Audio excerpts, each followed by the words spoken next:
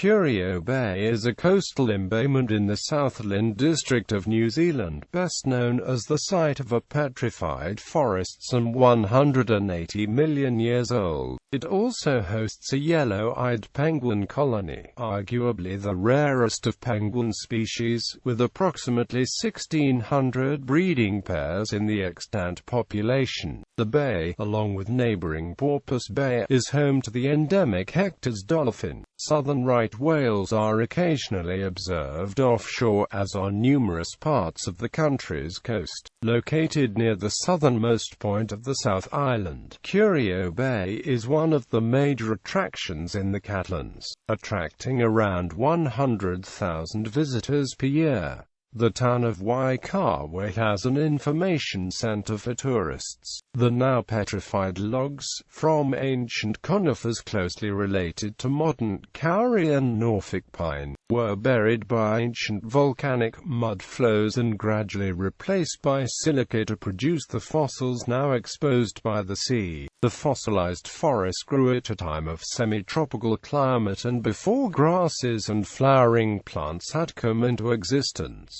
The original forest of cycads, conifers and ferns was buried by massive floods of ash and volcanic debris, either directly from a volcanic eruption or from later heavy rain on a barren volcanic mountain. Distinct bands of fossilized vegetation exposed in the cliff face indicate that in between such floods, the forest grew back at least 4 times over a period of some 20,000 years.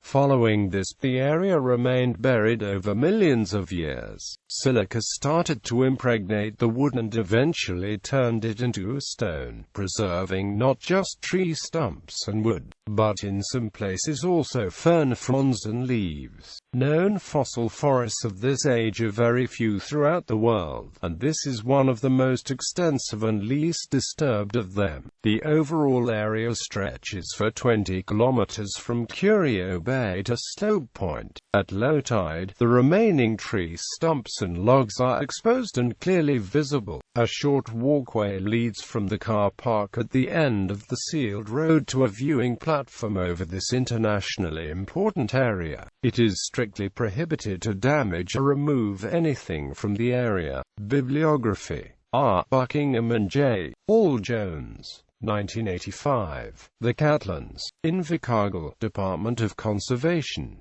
ISBN 0477057586. N. Pete. 1998.